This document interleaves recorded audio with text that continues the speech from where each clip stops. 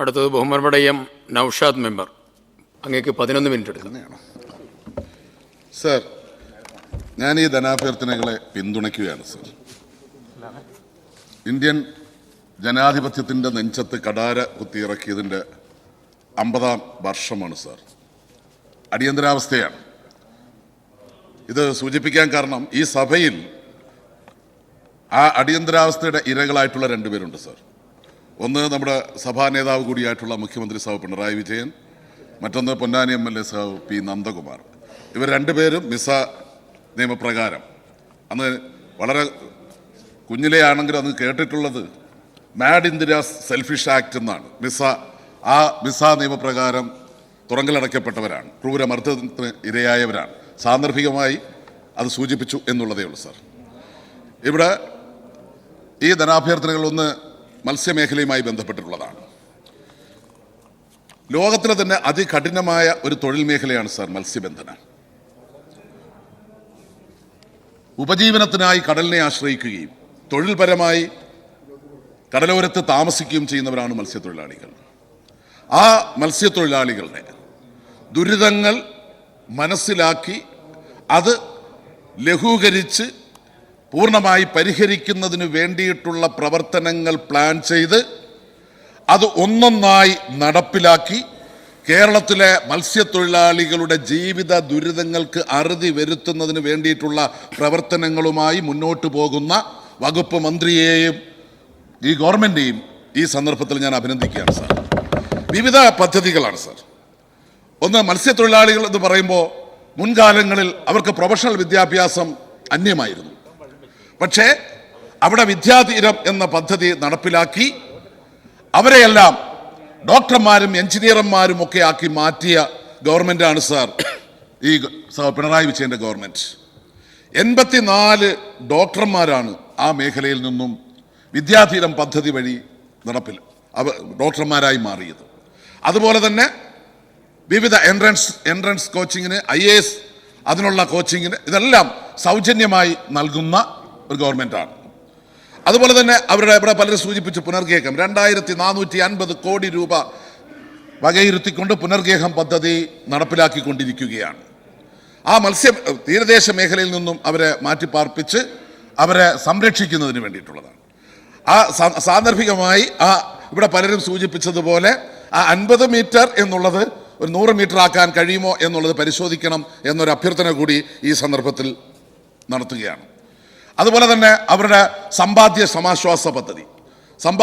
സമാശ്വാസ പദ്ധതിയിൽ 2700 രൂപയായിരുന്നു എങ്കിൽ 4500 രൂപയാക്കി എന്ന് മാത്രമല്ല, കേന്ദ്രത്തിൻ്റെ വിഹിതം ലഭിച്ചില്ലെങ്കിൽ പോലും അത് പാവപ്പെട്ട മത്സ്യത്തൊഴിലാളികൾക്ക് ഈ സാമ്പത്തിക ബുദ്ധിമുട്ടുകൾക്കിടയിലും പൈസ കണ്ടെത്തി അത് നൽകുന്നതിന് നേതൃത്വം നൽകുന്ന ഗവൺമെൻറ്റാണ് സാർ.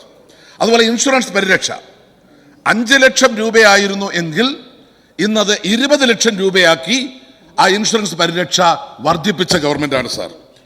1.5 കോടിയുടെ ബോട്ട് മത്സ്യത്തൊഴിലാളികളുടെ കൂട്ടായ്മയ്ക്ക് നൽകുന്ന ഗവൺമെൻറ്റാണ്.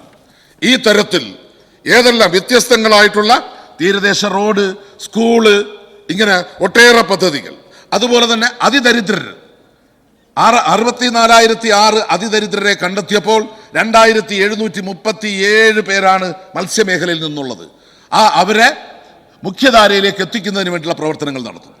പിന്നെ ഇവിടെ എല്ലാം ഈ സഭയ്ക്കകത്ത് തന്നെ ഒട്ടേറെ ചർച്ചയും അടിയന്തര പ്രമേയവും സബ്മിഷനും ഒക്കെ വന്ന വിഷയമാണ് നമ്മുടെ വിഴിഞ്ഞം തുറമുഖ നിർമ്മാണവുമായി ബന്ധപ്പെട്ടിട്ടുള്ള മത്സ്യത്തൊഴിലാളികളെ പാർപ്പിച്ച സ്ഥലത്തെക്കുറിച്ച്. ബഹുമാന്യായ പ്രതിപക്ഷ നേതാവ് ഇപ്പോൾ ഇവിടെ ഇല്ല. ഇവിടെ വാതോരാതെ പ്രസംഗിച്ചു, അവിടെ പോയി അവിടെ സന്ദർശിച്ചു, ദിവസങ്ങളോളം മാധ്യമ ചർച്ചയായിരുന്നു സാർ. പക്ഷേ ബഹുമാന്യായ പ്രതിപക്ഷ നേതാവിൻ്റെ അസാന്നിധ്യത്തിൽ അവരുടെ അനുയായികളോട് ഞാൻ അഭ്യർത്ഥിക്കുന്നു, പ്രതിപക്ഷ നേതാവിനോടൊന്ന് പറയണം, ബഹുമാനപൂർവം അദ്ദേഹത്തെ ക്ഷണിക്കുകയാണ്. അദ്ദേഹത്തിൻ്റെ KPCC പ്രസിഡന്റ് വിളിച്ച രീതിയിലല്ല, ബഹുമാനപൂർവം പ്രതിപക്ഷ നേതാവ് അവിടെ ഒന്ന് സന്ദർശിക്കണം സാർ. ആ മത്സ്യത്തൊഴിലാളികളുടെ ഭവന സമുച്ചയത്തിൻ്റെ നിർമ്മാണ പൂർത്തീകരണം ഒന്ന് പോയി കാണാൻ അദ്ദേഹത്തോടൊന്ന് പറയണം എന്ന് വിനയപൂർവ്വം ഞാൻ അഭ്യർത്ഥിക്കുകയാണ്. ആ തരത്തിൽ മത്സ്യത്തൊഴിലാളികളെ നെഞ്ചോട് ചേർത്ത് പിടിച്ച് അവരുടെ ജീവിത ദുരിതങ്ങൾ കരുതി വരുത്തുന്നതിന് വേണ്ടിയിട്ടുള്ള പ്രവർത്തനങ്ങളുമായി മുന്നോട്ട് പോകുന്ന ഫിഷറീസ് വകുപ്പിനെയും അതിന് നേതൃത്വം നൽകുന്ന സജി ചെറിയാനെയും ഈ ഗവൺമെന്റിനെയും ഹൃദയപൂർവ്വം അഭിനന്ദിക്കുകയാണ് സർ. അതുപോലെ തന്നെ മറ്റൊന്നാണ് ഗതാഗതം.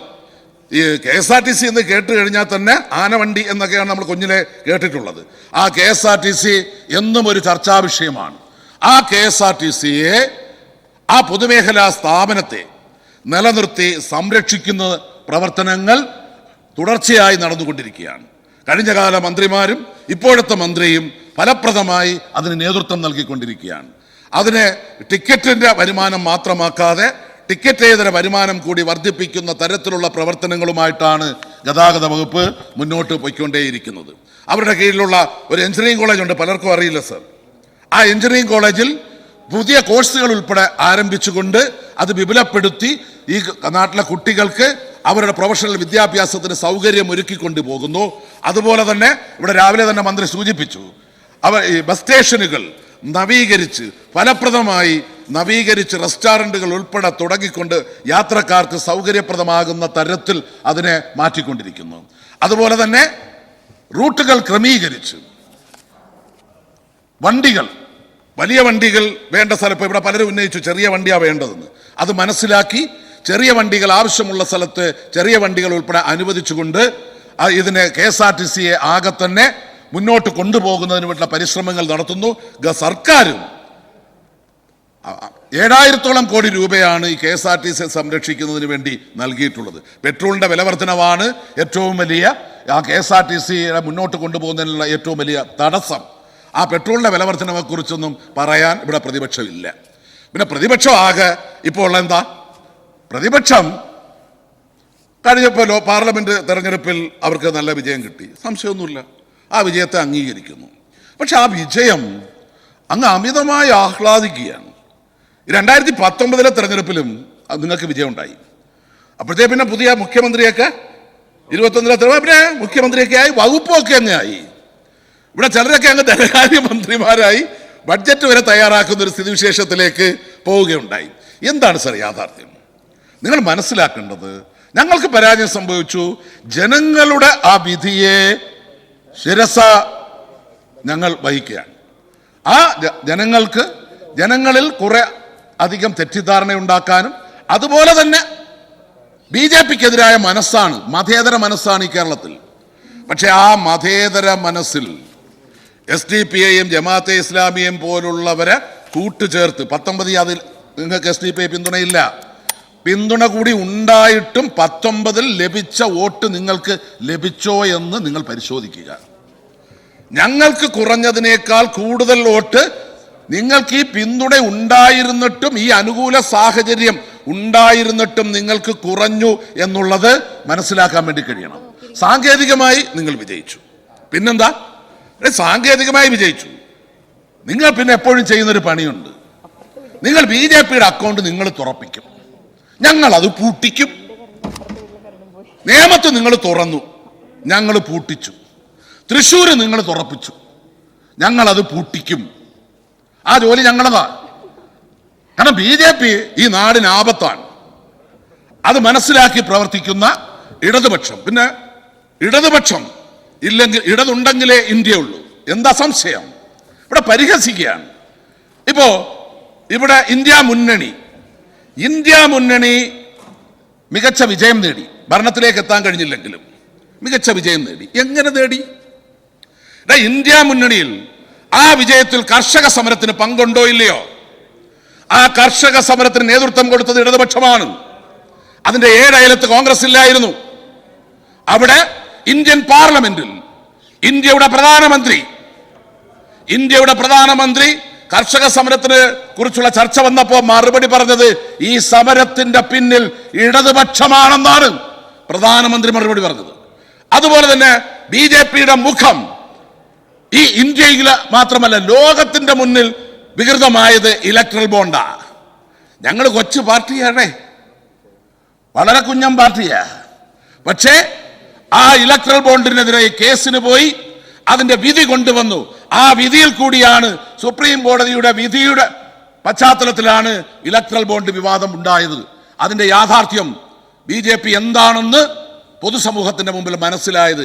അതിന്റെ കൂടി ഭാഗമായിട്ടാണ് കർഷക സമരത്തിന്റെ, ഇലക്ട്രൽ ബോണ്ടിന്റെ ഒക്കെ ഭാഗമായിട്ടാണ് BJPയെ പരാജയപ്പെടുത്താൻ ഇന്ത്യ മുന്നണിക്ക് കഴിഞ്ഞത്. അതുപോലെ തന്നെ ഈ ഇന്ത്യ മുന്നണിയിൽ ഇപ്പൊ കോൺഗ്രസ്, നിങ്ങളിപ്പോ മനസ്സിലാക്കേണ്ടത്, ഈ കോൺഗ്രസ്സിൽ ഇപ്പൊ കർണാടക ഈ അടുത്ത സമയത്തല്ലേ നിങ്ങൾ തെരഞ്ഞെടുപ്പിൽ വിജയിച്ചത്, പക്ഷെ എത്ര സീറ്റ് കിട്ടി? ഇവിടെ 17 സീറ്റ് ഇപ്പോഴും BJPക്കാണ്. ഇവർക്ക് 9 ഉള്ളൂ. 2 സ്റ്റേറ്റിലേ ഉള്ളൂ നിങ്ങൾ 2 അക്കം കടന്നത്. ഒന്ന് കേരളം, ഇവിടെ 14, മറ്റൊന്ന് മഹാരാഷ്ട്ര 13. 4 സ്റ്റേറ്റിലേ ഉള്ളൂ 5 അക്കം കഴിഞ്ഞത്. രാജസ്ഥാൻ, തെലങ്കാന ഉൾപ്പെടെ, രാജസ്ഥാനും തെലങ്കാനയും കർണാടക ഉൾപ്പെടെ 4 സ്റ്റേറ്റിൽ. ഈ യാഥാർത്ഥ്യമൊക്കെ ഒന്ന് അറിയണം. ഇവിടെ UPയിൽ 80 സീറ്റുള്ള UPയിൽ നിങ്ങൾ ഭരിച്ചിരുന്നതല്ലേ, വെറും 6 സീറ്റേ നിങ്ങൾക്കുള്ളൂ. രാജസ്ഥാനിൽ വെറും 8 സീറ്റേ ഉള്ളൂ. മധ്യപ്രദേശത്തിൽ 1 സീറ്റേ ഉള്ളൂ. അപ്പൊ മധ്യപ്രദേശ്, ഗുജറാത്ത്, രാജസ്ഥാൻ, UP തുടങ്ങിയിട്ടുള്ള ഇന്ത്യയുടെ ഹൃദയഭൂമിയിലേക്ക് കടന്നു കയറാൻ കോൺഗ്രസിനായിട്ടില്ല. അവിടെ എല്ലാം നിങ്ങൾ വിജയിച്ചത് സ്വാഭാവികമായും ഇന്ത്യ മുന്നണിയുടെ ഭാഗമായിട്ടാണ്. ഇത് കഴിഞ്ഞ തെരഞ്ഞെടുപ്പിലും ആകാമായിരുന്നു. പക്ഷേ രാജസ്ഥാൻ, മധ്യപ്രദേശ് തുടങ്ങിയ 5 സംസ്ഥാനങ്ങളിൽ നടന്ന തെരഞ്ഞെടുപ്പിൽ BJPയെ തോൽപ്പിച്ചുകൊണ്ട് കോൺഗ്രസിനെ ജയിപ്പിച്ചു ജനം. അപ്പോഴത്തേക്ക് അമിതമായി നിങ്ങൾ അഹങ്കരിച്ചു. നിങ്ങൾക്ക് മുന്നണി വേണ്ടായിരുന്നു. ആ മുന്നണി വേണ്ട എന്ന് വെച്ചിട്ട് നിങ്ങൾ ഒറ്റയ്ക്ക് മത്സരിച്ചു. അതിന്റെ തിക്തഫലമാണ് കഴിഞ്ഞു പോയ 5 വർഷങ്ങൾ. ഇപ്പോഴെങ്കിലും 30 സെക്കൻഡ് 2 മിനിറ്റ് കൂടുതൽ എല്ലാവരും എടുത്തല്ലോ. അതിനുള്ളിൽ നിർത്തിയിരിക്കും, വിഷമിക്കണ്ട. അതുപോലെ നിങ്ങളിപ്പോ കോൺഗ്രസ് BJPക്കെതിരെ നേരിട്ട് മത്സരിച്ച എത്ര സീറ്റിലാ? 217 സീറ്റ്. ആ 217 സീറ്റിൽ 153 സീറ്റിലും കോൺഗ്രസ് പരാജയപ്പെട്ടു. പിന്നെ സ്വാഭാവികമായും ഘടകകക്ഷികളുടെ ഇന്ത്യ മുന്നണിയുടെ ബലത്തിൽ കോൺഗ്രസ് വിജയിച്ചു വന്നു. കോൺഗ്രസ് തകർന്നു പോകണം എന്ന് ഞങ്ങൾ ആഗ്രഹിക്കുന്നില്ല. തീർച്ചയായും BJPക്കെതിരായി ഈ ഇന്ത്യ മുന്നണി ശക്തിപ്പെടുത്തണം. ഇവിടെ കേരളത്തിൽ ഇന്ത്യ മുന്നണിയുടെ ഭാഗമാണെന്ന ബോധ്യം ജനങ്ങളിലേക്ക് എത്തിക്കുന്നതിൽ ഞങ്ങൾക്ക് പോരായ്മ സംഭവിച്ചിട്ടുണ്ട്. അത് ഞങ്ങൾ മനസ്സിലാക്കുന്നു. അതുകൊണ്ട് തന്നെ ഈ വിധി ഞങ്ങളുടെ മുന്നിൽ ഉയർത്തിയിട്ടുള്ള ചോദ്യങ്ങൾ അത് മനസ്സിലാക്കി തിരുത്തി ജനങ്ങളിലേക്ക് ചെന്ന് വസ്തുതകൾ പറഞ്ഞ് അവരെ കാര്യങ്ങൾ ബോധ്യപ്പെടുത്തി ഈ പരാജയം ഇത് ആദ്യമൊന്നുമല്ല, 19 മാത്രമല്ല, അതിനു മുമ്പും ഒന്നുപോലും കിട്ടാത്ത സമയമുണ്ടേ, അത് മറന്നു പോകണ്ട. അതിനെല്ലാം അതിജീവിച്ച് തന്നെയാണ് മുന്നോട്ട് പോകുന്നത്. തീർച്ചയായും അതിനെല്ലാം അതിജീവിച്ച് ഞങ്ങൾ മുന്നോട്ട് പോകും. പിന്നെ ലീഗുകാരെ കാണുന്നില്ല. ലീഗ് നിങ്ങൾ മനസ്സിലാക്കേണ്ടത്, തിരുവനന്തപുരത്ത് MLA ഉണ്ടായിരുന്നു, കൊല്ലത്ത് MLA ഉണ്ടായിരുന്നു, അതുപോലെ തന്നെ എറണാകുളത്തുണ്ടായിരുന്നു. ഇപ്പോ പടവളങ്ങാടെ വളർച്ചയാ. നിങ്ങൾ ഇങ്ങോട്ട് കയറുമ്പോ സ്വന്തം കാലിന്റെ അടിയിൽ കൂടെ നോക്കണം എന്നുകൂടി വിനയപൂർവ്വം അഭ്യർത്ഥിക്കുകയാണ്. അതുകൊണ്ട് ഒരുപാടൊന്നും നിഗളിക്കണ്ട. ഒന്നിരുട്ടിന്നും പറഞ്ഞ് നേരം വെളുക്കില്ല. തീർച്ചയായും ഞങ്ങൾക്ക് വന്ന പരാജയം അത് മനസ്സിലാക്കി ജനങ്ങളിലേക്ക് ചെന്ന് പോരായ്മകൾ തിരുത്തി ഞങ്ങൾ മുന്നോട്ട് പോകും. ഇതിനെയെല്ലാം ഞങ്ങൾ അതിജീവിക്കും, ഒരു സംശയവുമില്ല എന്ന് അറിയിച്ചുകൊണ്ട് പറഞ്ഞുകൊണ്ട് ഈ ധനാഭ്യർത്ഥനകളെ പിന്തുണച്ചുകൊണ്ട് ഞാൻ നിർത്തുന്നു സർ.